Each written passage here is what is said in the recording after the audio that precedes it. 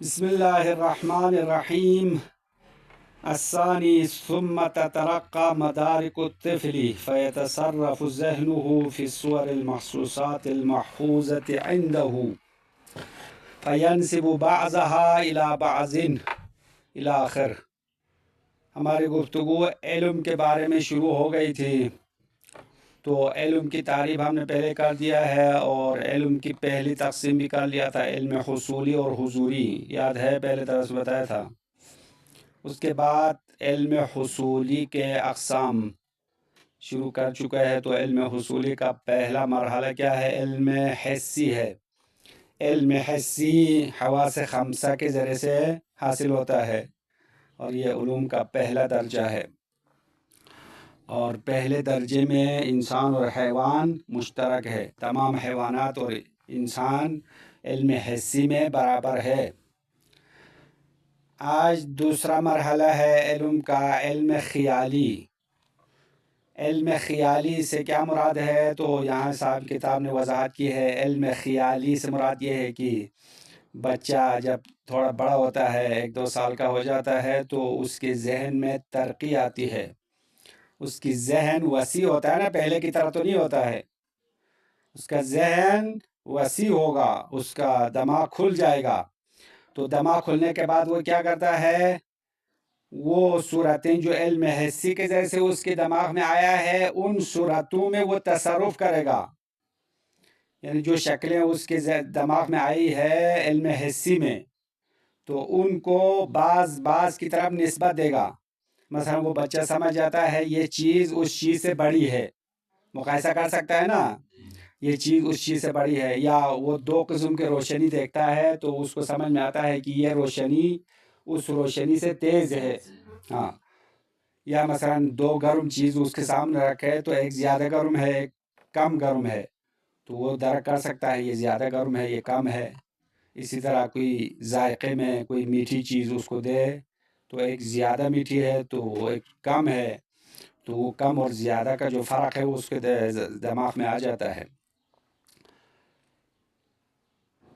اسی طرح دوسری مثال دیا ہے کہ علم خیالی میں بچے کا ذہن یعنی کچھ صورتیں ملا کر اس کے سوچ میں، اپنے خیال میں ایسی شکلیں بناتے ہیں جس کے لیے وجود خارجی نہیں ہے۔ مثلا ایسی شکل بناتے ہیں جس کا بدن جو ہے انسان ہو، اس کا سر جانور کا ہو۔ اب یہ کمپیوٹر میں موبائل میں بناتے ہیں نا عجیب غریب شکلیں، تو یہ خیالی تصور ہے نا، اس طرح تو دنیا میں کوئی مخلوق نہیں ہے جس کا بدن جو ہے انسان ہو، سر حیوان ہو۔ اسی طرح اس کا الٹ بھی بناتے ہیں، مثلا کسی جانور کے سر پر انسان کا وہ رکھتے ہیں، سر رکھتے ہیں، تو یہ خیال میں انسان کی سوچ میں بناتے ہیں۔ تو آج کل تو وہ سوچ بھی جو ہے سافٹ ویئر میں آیا ہے، موبائل میں، وہاں پہ بناتے ہیں۔ تو خلاصہ یہ بچہ جو ہے نا، جب انسان بچگی کے حالت میں ہے تو اس کا قوہ خیال زیادہ کام کر رہا ہے، تو خیالی تصویر بناتے ہیں۔ خیالی تصویر مثلا 10 سر والا انسان، 100 سر والا انسان، تو سر کی شکل اس کے ذہن میں ہے تصویر، اور دوسری طرف سے انسان کا بدن اس کے ذہن میں ہے، تو ان کو ملاتے ہیں، ملا کر ایک عجیب مخلوق بناتے ہیں جس کے لیے وجود خارجی نہیں ہے۔ اچھا، اور اس کے ساتھ ساتھ انسان اپنے خیال میں، سوچ میں ان چیزوں کی تصویر بناتے ہیں جس کے بارے میں سنا ہے لیکن دیکھا نہیں ہے۔ مثال کے طور پر آپ نے اس مدرسے میں آنے سے پہلے مدرسے سجادیہ کا نام سنا ہوگا نا، سنا نہیں سنا تھا؟ تو آپ کے ذہن میں کوئی تصویر تو آتی تھی نا، لیکن وہ خیالی تصویر ہے، تو وہ تصویر اصلی تصویر کے ساتھ فرق ہوتا ہے۔ جب آپ ایک شہر کا نام سنتے ہیں، مثلا ہم نے لندن تو نہیں دیکھا، لندن کا نام سن رہے، تو وہ سنے ہوئے چیز کی تصویر انسان کے ذہن میں ان تصویروں کی طرح نظر آتا ہے جو دیکھا ہے۔ مثلا ابھی آپ نے کچھ شہروں کو دیکھا ہے جس میں سڑکیں ہیں، گاڑیاں چلتی ہے، دکانیں ہیں، تو آپ کے سوچ میں یہ آتا ہے کہ لندن بھی ایسا ہی ہوگا جس میں سڑکیں ہوگی، گاڑیاں چلتی ہوگی، اور اس قسم کی شکل جو ہے انسان کے دماغ میں بن جاتی ہے۔ تو یہ ساری تصویریں جو ہے علم خیالی کہلاتے ہیں، وہ قوہ خیال کے ذریعے سے انسان تصور کرتا ہے، تو یہ سب علم خیالی ہے۔ تو علم خیالی کا جو اصل کام ہے وہ صور محسوسات کو آگے پیچھے کر کے نئی تصویریں بنانا ہے، اور اس میں علم میں انسان اور حیوان پھر بھی شریک ہے۔ کچھ حیوان ایسے ہیں وہ بھی خیالات اور تصورات اپنے ذہن میں بنا سکتے ہیں، اسی لیے آپ کسی گدھے کو لے جائیں گے ایک راستے پر جو بہت باریک ہے، ایک راستہ کھلا ہے، تو گدھا کس راستے پہ جائے گا؟ وہ کھلے راستے پہ جائے گا نا، کیونکہ اس کے سمجھ میں آتا ہے کہ یہ راستہ تنگ ہے، وہ راستہ کھلا ہے۔ اسی طرح اس حیوان کو سمجھ میں آتا ہے کہ مثلا ایک جگہ پر وہ پہلے گرا تھا تو اس جگہ پر دوبارہ نہیں جائے گا۔ کیوں نہیں جائے گا؟ کیونکہ اس کے دماغ میں پہلے جو تصور ہے وہ موجود ہے، تو وہی سوچتا ہے کہ ابھی بھی اگر ادھر سے جائے تو وہ گر جائے گا، اس کو پتہ ہے، اس لیے اس راستے پر نہیں جائے گا۔ تو یہ قوہ خیال صرف انسانوں میں نہیں ہے بلکہ انسان اور حیوان میں مشترک ہے، تو حیوانات بھی اپنے سوچ میں جو ہے تصویریں بنا سکتا ہے، تو یہ علم خیالی کہلاتے ہیں۔ اچھا، یہ دوسرا مرحلہ علم کا ہے۔ تیسرا علم وہمی ہے۔ علم وہمی حاصل ہونے کے لیے انسان کی عمر اور بڑھنی چاہیے۔ بچہ اور بڑا ہوگا تو اس کے ذہن میں مزید وسعت پیدا ہوگی، اس کا دماغ زیادہ کھل جائے گا، تو دماغ کھلنے کے نتیجے میں کیا ہوگا؟ وہ محسوس صورتوں سے آگے نکل جائے گا، اس کا ذہن امور معنوی کو درک کر سکے گا۔ امور معنوی جو جزئی امور ہے، امور معنوی بھی دو قسم ہے، ایک امور کلی ہے، وہ علم عقلی میں بعد میں بتائیں گے۔ تو امور معنوی جزئیہ کو انسان درک کر سکتا ہے، بچہ درک کر سکتا ہے۔ تو امور معنوی سے مراد یعنی وہ چیزیں ہیں جو انسان کے عقل درک کر سکتی ہے، لیکن خارج میں اس کے لیے کوئی مادہ نہیں ہے، کوئی نظر آنے والی چیز نہیں ہے، ہاتھ میں آنے والی چیز نہیں ہے، اس کو امور معنوی کہتے ہیں۔ مثلا دشمنی کیا ہے؟ امور معنوی ہے نا۔ دشمنی آپ کو باہر نظر آ رہا ہے کیا؟ کوئی دشمنی، کوئی چیز، دشمنی نامی کوئی چیز باہر تو نظر نہیں آ رہا ہے، ہاتھ میں بھی نہیں آنے والی چیز ہے، اس کا کوئی مادہ بھی نہیں ہے، اما یہ ایک چیز ہے دشمنی جو پایا جاتا ہے، اسی لیے بچہ دشمن کی دشمنی کو سمجھ سکتا ہے۔ اسی طرح ماں باپ کی پیار، بچے کے ساتھ ماں باپ کا محبت کرنا، یہ محبت کیا ہے؟ امور مادی ہے یا معنوی ہے؟ معنوی ہے نا، کیونکہ محبت کے لیے بھی کوئی مادہ نہیں ہے، اس کے لیے کوئی چیز نہیں ہے جو انسان آنکھوں سے دیکھ سکے، بلکہ صرف انسان کے عقل درک کر سکتی ہے، انسان کے دماغ اس کو درک کر سکتا ہے۔ اسی طرح اگر کوئی خوف کھا رہا ہے، مثلا کسی کا رنگ جو ہے پیلا ہو گیا ہے، تو وہ بچہ سمجھ جاتا ہے اس کے اندر خوف ہے، تو یہ خوف کیا ہے؟ امور معنوی ہے، ڈرنا۔ تو یہاں پہ ایک نقطہ ہے، وہ پہلے بھی ہم نے علم حضوری اور حصولی میں بتایا تھا کہ ایک دفعہ دوسرے کا خوف درک کرے گا، یہ علم حصولی ہے، اما ایک دفعہ بچہ خود اپنے درک یا خوف کو احساس کرتا ہے۔ ان دونوں میں کیا فرق ہے؟ کچھ سمجھ میں آ رہا ہے بھائی؟ ایک دفعہ بچہ خود ڈر رہا ہے تو اپنا خوف احساس ہو رہا ہے، نہیں ہو رہا ہے اندر سے، تو اس کو علم حضوری کہلاتے ہیں۔ علم حضوری میں ہمارے پاس نہیں ہے، کیونکہ اس کا اپنا ڈر جو ہے اپنے پاس ہے نا، کسی اور کا ڈر تو نہیں ہے۔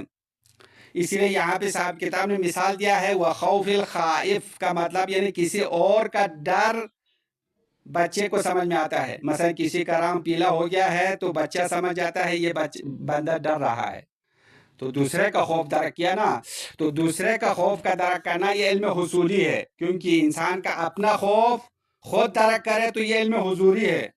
علم حضوری میں ہم نے اس دن بتایا تھا کہ وہ معلوم خود عالم کے پاس ہوتا ہے، اس کی صورت اس کے پاس نہیں ہوتا۔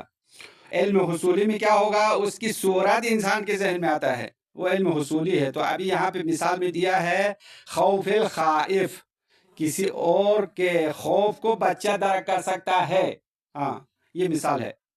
اسی طرح کوئی فریاد کر رہا ہے، رو رہا ہے، تو اس کے غم کو بچہ درک کرے گا۔ تو یہاں پہ بھی یہی دو صورتیں ہیں، ایک دفعہ انسان اپنا غم درک کر رہا ہے، یہ کون سا علم ہوگا؟ علم حضوری۔ انسان خود غم کا شکار ہے، اپنا غم خود درک کر رہا ہے، یہ مراد نہیں ہے، بلکہ کسی اور کا غم درک کر رہا ہے۔ مثلا کوئی بندہ رو رہا ہے تو انسان کو سمجھ میں آتا ہے اس کو غم ہے، اس لیے رو رہا ہے۔ اچھا، یہ علم وہمی ہے۔ اسی طرح کوئی بندہ ہنس رہا ہے، بہت تیز خوشی میں ہے، تو انسان کو کیا سمجھ میں آتا ہے؟ اس کے اندر خوشی ہے، تو کسی اور کی خوشی درک کر رہا۔ تو یہ تمام چیزیں امور معنوی ہے۔ امور معنوی علم وہمی کے ذریعے سے حاصل ہوتا ہے، اور علم وہمی میں بھی انسان اور بعض حیوانات شریک ہے۔ اب یہاں تمام حیوان ہی کہا، بعض حیوان کہا، تو بعض حیوانات علم وہمی رکھتے ہیں، امور معنوی کو درک کر سکتے ہیں، البتہ امور معنوی جزئیہ کو درک کرتا ہے۔ اسی لیے جو پالتو حیوان ہوتا ہے نا، وہ اپنے مالک کے پاس سیدھا آئے گا، کیونکہ اس کو پتہ چلتا ہے کہ مالک اس سے محبت کرتا ہے، تو محبت حیوان درک کر سکتا ہے؟ نہیں کر سکتا۔ تو یہ بعض حیوانات تو یہ زیادہ سمجھدار ہے نا، جیسے کہ گھوڑا اور کتا۔ کتا جو ہے زیادہ وفادار ہے اپنے مالک کے ساتھ، کیونکہ اس کو محبت اور دشمنی سمجھ میں آتا ہے، اور کوئی پتھر مارے تو وہ بھاگ جائے گا، کیونکہ اس کو اس کی دشمنی درک ہوتا ہے۔ تو بعض حیوانات انسانوں کے ساتھ علم وہمی میں شریک ہے۔ اب یہ علم وہمی وہ مرحلہ ہے جہاں سے انسان اور حیوان جدا ہوگا، یعنی یہاں تک انسان اور حیوان دونوں ساتھ ساتھ چل رہے تھے، علم حسی، علم خیالی اور علم وہمی۔ تو علم وہمی آخری منزل ہے حیوان کا، حیوان یہاں سے آگے نہیں بڑھ سکتا، ہاں، اور انسان یہاں سے حیوان سے جدا ہوگا، اور انسان کا جو راستہ ہے وہ آگے جائے گا، وہ آگے چوتھا مرحلہ ہے علم عقلی میں، انسان آگے بڑھتا ہے، حیوان بیچارہ پیچھے چھوڑ دے گا۔ بس یہاں تک آج پڑھیں گے، 2 علم کا مراتب، اس کے بعد چوتھا انشاءاللہ کل آپ کو بتائیں گے۔ اب یہ عبارت دیکھ لو، خلاصہ مکمل ہو گیا ہے۔ الثانی، دوسرا علم کا دوسرا مرحلہ یا دوسرا قسم علم خیالی ہے۔ ثم تترقى مدارک الطفل، پھر بچے کے قوہ درک میں ترقی ہوتی ہے۔ ترقی معنی ترقی، تترقى باب تفاعل کے صیغہ ہیں۔ مدارک، مدرک کا جمع ہے، یعنی مدرک وہی ذہن کو کہتے ہیں، بچے کی ذہن میں ترقی ہوتی ہے۔ ترقی تو پتہ ہے نا، اردو میں بھی ترقی کہتے ہیں نا، مثلا کوئی آگے بڑھتا ہے تو اس کو ترقی کہتے ہیں۔ تو بچہ تو پیدا ہونے کے بعد جتنا اس کی عمر زیادہ ہوگی، اس کے ذہن میں بھی ترقی ہوگا، اس کا بدن بھی بڑھتا ہے، اس کے ذہن بھی ترقی کرے گا۔ فَيَتَصَرَّفُ ذَهْنُهُ فِي صُوَرِ الْمَحْسُوسَاتِ الْمَحْفُوظَةِ عِنْدَهُ، پس اس کا ذہن ان صورتوں میں تصرف کرتا ہے جو صورتیں اس کے پاس محفوظ ہے۔ صور جمع صورت ہے، فی صور المحسوسات، محسوسات کی صورتوں میں اس کا ذہن تصرف کرے گا۔ المحفوظت عندہ، وہ صورتیں جو اس کے پاس محفوظ ہے۔ کس مرحلے میں محفوظ ہوا تھا؟ علم حسی میں۔ علم حسی میں بچے کے حواس خمسہ کے ذریعے سے کچھ صورتیں اس کے دماغ میں آ چکی ہے، وہ باصرہ کے ذریعے سے، سامعہ، شامہ، ذائقہ، لامسہ کے ذریعے سے صورتیں اس کی ذہن میں ہے، ان صورتوں میں تصرف کرے گا بچہ۔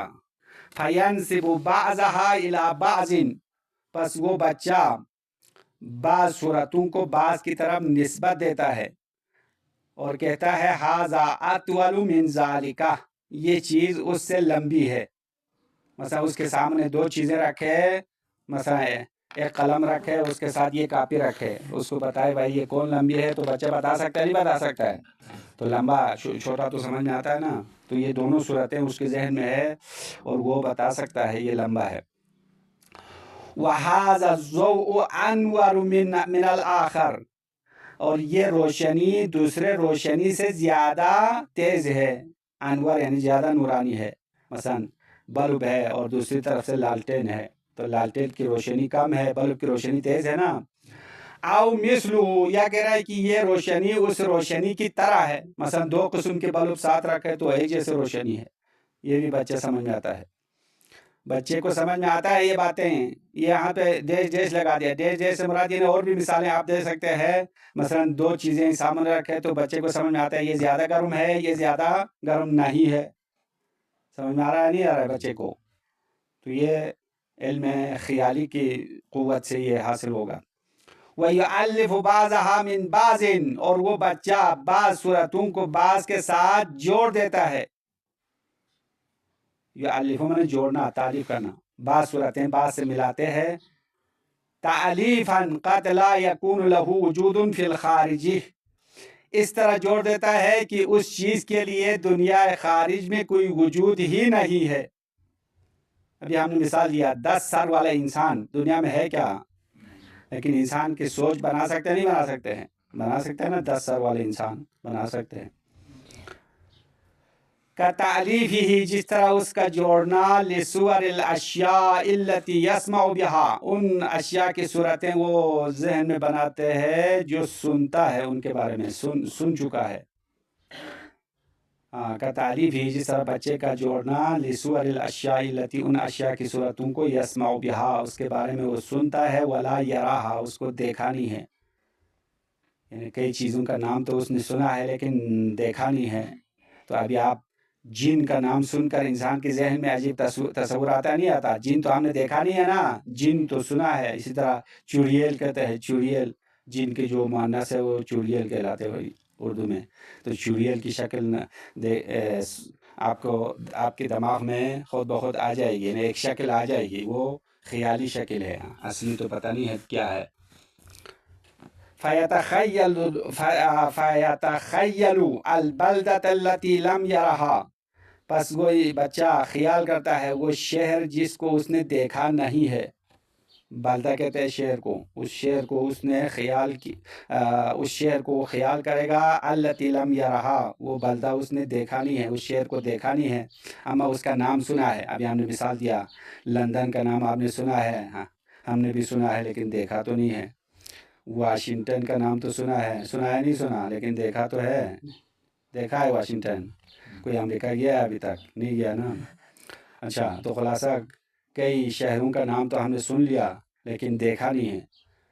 مؤلفۃ من الصور الذہنیہ، یعنی اس طرح جوڑنے والا ہے بچہ ان صورت ذہنی سے، المعروفۃ عندہ، جو اس کے پاس معلوم ہے، من مشاہداتہ للبلدان، شہروں کو دیکھنے سے جو صورتیں اس کی ذہن میں محفوظ ہے اس طرح بناتے ہیں۔ مثلا کچھ شہر آپ نے دیکھ چکا ہے تو آپ کا دماغ اس جو سنے ہوئے شہر ہے نا وہ بھی اسی طرح بنائے گا، خیالی تصور بنائے گا۔ ہوتا ہی نہیں ہوتا اس طرح؟ ہاں، ترجمہ دوبارہ دیکھو، یہ عبارت لمبا عبارت لائی ہے، بات تو آسان ہے۔ فَيَتَخَيَّلُ سے دوبارہ عبارت پڑھ رہا ہوں، فَيَتَخَيَّلُ، وہ بچہ خیال کرتا ہے، سوچتا ہے، البلدۃ التی، وہ شہر جس کو لم یرہا، اس نے نہیں دیکھا ہے۔ مؤلفتاً، پڑھو یہ مؤلفتاً، اس مفعول کا صیغہ، مؤلفتاً، اس طرح تعلیف کرتا ہے، اس طرح جوڑتا ہے، من الصور الذہنیۃ، ان ذہنی صورتوں سے، المعروفۃ عندہ، من مشاہداتہ للبلدان، شہروں کے مشاہدے سے اس کے پاس وہ صورت محفوظ ہے، معروف ہے، ان صورتوں سے بناتے ہیں۔ وَهَذَا هُوَ الْعِلْمُ الْخِيَالِي، یہ وہی علم خیالی ہے، یہ خیالات ہے، تصور ہے۔ يَحْصُلُ عَلَيْهِ الْإِنسان بِقُوَّةِ الْخِيَالِ، اور اس علم پر انسان قوہ خیال کے ذریعے سے دسترسی حاصل کر لیتا ہے۔ ترجمہ دیکھو، یحصل علیہ الانسان کا معنی ہے انسان اس کو حاصل کر لیتا ہے، یا دسترسی حاصل کرتا ہے، بقوت الخیال، قوہ خیال کے ذریعے سے، وقد یشارکہ فیہ بعض الحیوانات، اور بے شک انسان کے ساتھ اس علم میں کچھ حیوانات شریک ہے، سارے حیوانی، بعض حیوان شریک ہے، بعض حیوان بھی قوہ خیال رکھتا ہے۔ یہ دوسرا مرحلہ ختم ہو گیا۔ الثالث، تیسرا، ثم یتوسع فی ادراکہ، پھر بچے کے ذہن میں مزید وسعت آتی ہے، الی اکثر من المحسوسات، محسوسات سے بڑھ کر، ہاں محسوسات سے بھی آگے جائے گا۔ فیدرک المعانی الجزئیہ، پس وہ جزئی معانی کو درک کرے گا، التی لا مادۃ لہا ولا مقدار، ایسے معانی جزئی جس کے لیے نہ کوئی مادہ ہے نہ کوئی مقدار ہے۔ امور معنوی کا اندازہ نہیں لگا سکتے۔ مثلا آپ ماں باپ سے محبت کرتے ہیں تو کتنے کلو محبت کرتے ہیں، کلو میں اندازہ کر سکتے کیا؟ ہاں، کیلو محبت تو نہیں ہوتا ہے نا، ایک من محبت کرتے ہیں، یہ تو مجازی ہے. اگر کوئی بولے تو من اور کیلو یا مثلا میٹر، کلو میٹر تو مادی چیزوں کا ہوگا نا، تو معنوی چیزوں میں نہ وزن ہے نہ مقدار ہے، مادہ ہے، کچھ بھی نہیں ہے، صرف انسان درک کر سکتا ہے. مثل حب ابویہ لہو، جس طرح امور معنوی کی مثال دے رہے، حب ابویہ لہو، ماں باپ کا اس بچے سے پیار کرنا. تو یہ پیار جو ہے ایک امر معنوی ہے، بچے کو سمجھ میں آئے گا، لیکن یہ مادہ نہیں رکھتا یا مقدار بھی نہیں رکھتا. وعداوت مبغضیہ، اور اسی طرح اس کے دشمنوں کی دشمنی، مثلا بچے کی دشمن ہو تو اس کی دشمنی بھی اس کو درک کر سکتا ہے. وخوف الخائف، اور ڈرنے والے کا خوف بچے کو سمجھ میں آتا ہے. دوسرے کا خوف، ہاں اپنے خوف کے بارے میں بات نہیں کر رہا ہے. ایک تو بچہ خود ڈر رہا ہے، ایک دفعہ بچہ دوسرے کے خوف کو درک کر رہا ہے. وحزن الساکل، اور جو مصیبت زدہ ہے اس کا غم. ساکل کہہ رہا ہے کہ وہ عورت جس کا جوان بیٹا مر چکا ہو اس کو سکلا کہتا ہے. ساکل یعنی غم زدہ، غم زدہ کا معنی کرو، غم زدہ کا غم بچے کو سمجھ میں آتا ہے. وفرح المستبشر، اور جس کو خوشخبری دی گئی ہے اس کی خوشی بھی بچے کو سمجھ میں آتا ہے. کسی بندے کو خوشخبری دیا ہو تو وہ خوش ہوتا نہیں ہوتا. مستبشر کہتا ہے جو جس کو خوشخبری دی گئی ہو، تو خوشخبری جس کو دیا ہے اس کی خوشی بھی بچے کو سمجھ میں آتا ہے. وَهَذَا هُوَ الْعِلْمُ الْوَهْمِي، اور یہ علم وہمی ہے. يحصل عليه الانسان كغيره من الحيوانات بقوة الوهم، تو یہ علم وہمی انسان دوسرے حیوانوں کی طرح قوہ وہم کے ذریعے سے حاصل کر لیتا ہے. وَهِيَ هَذِهِ الْقُوَّةِ، یہی قوت ہے موضوع افتراق الانسان عن الحیوان، حیوان انسان سے جدا ہونے کی جگہ یہی ہے. یعنی یہاں تک حیوان انسان دونوں ساتھ ساتھ چل رہا ہے، تو یہ آخری منزل ہے نا. حیوان انسان جدا ہونے کا آخری منزل کیا ہے؟ علم وہمی ہے. فَيَتْرُكُ الْحَيْوَانَ وَحْدَهُ، پس یہ انسان حیوان کو اکیلا چھوڑ دے گا. يُدِيرُ إِدْرَاكَاتِهِ بِالْوَهْمِ فقط، یہ عبارت دو طریقوں سے لکھا ہے، بعض کتابوں میں يُدَبِّرُ ہے، بعض میں يُدِيرُ ہے. آپ کی کتاب میں کیا لکھا ہوا ہے؟ با ہے یا ہے، دونوں صحیح ہے. ہاں يُدَبِّرُ بھی صحیح، يُدِيرُ بھی صحیح ہے. ہماری کتاب میں يُدِيرُ ہے. يُدَبِّرُ إِدْرَاكَاتِهِ بِالْوَهْمِ فقط، پس وہ حیوان اپنے معلومات کو صرف وہم کے ذریعے سے تدبیر کرتا ہے. يُدَبِّرُ معنی تدبیر کرنا، آگے پیچھے کرنا، تصرف کرنے کا معنی ہے. يُدِيرُ کا معنی ادارہ کرنا، وہ بھی معنی وہی بنتا ہے. تو حیوان فقط قوہ وہم کے ذریعے سے اپنی معلومات کو تدبیر کرتا ہے. وَيُصَرِّفُهَا، اور وہ حیوان ان معلومات میں تصرف کرتا ہے. بِمَا يَسْتَطِيعُهُ مِنْ هَذِهِ الْقُوَّةِ وَالْحَوْلِ الْمَحْدُودِ، یعنی وہ حیوان ان معلومات میں تصرف کرے گا یا تصرف کرتا ہے اس طاقت کے مطابق جو اس قوت سے اس کو حاصل ہو گیا. والحول المحدود، اور محدود قوت جو حاصل ہے اسی کے اندازے کے مطابق وہ اپنے معلومات میں تصرف کرے گا. اما انسان یہاں پہ نہیں رکنے والا ہے، قوہ وہم پر نہیں رکے گا، آگے بڑھتا ہے.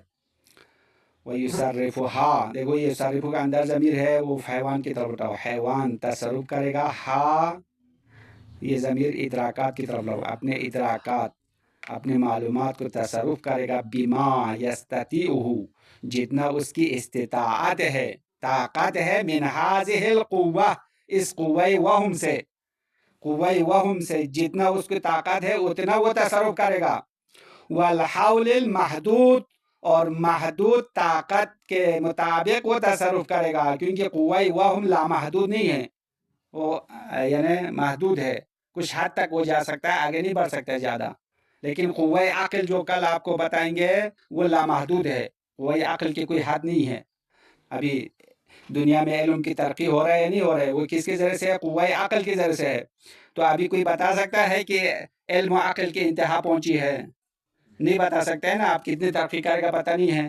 ابھی آپ سوچو کہ ہم 20 سال پیچھے کیا حالت تھی، ابھی علم نے کہاں تک ترقی کی ہے، کیا سے کیا چیزیں نکالی ہے. تو ابھی آپ نہیں سوچو کہ یہ آخری چیز ہوگی، بلکہ یہ جو موبائل آپ کے ہاتھ میں ہے، پتہ نہیں 15-20 سال کے بعد کیا شکل بننے والی ہے، کیا ہونے والی ہے. تو یہ آگے بڑھنے والا ہے. تو انسان کی قوت لامحدود ہے، انسان کے عقل اور سوچ لامحدود ہوگی، لیکن حیوان کی قوت جو ہے محدود ہے. اسی لیے گدھا جو ہے 1000 سال یہی حالت ہے نا گدھوں کی. ترقی کیا کیا گدھوں نے؟ تو کوئی ترقی نہیں ہے. گدھا تو اسی طرح سے زندگی گزار رہا ہے.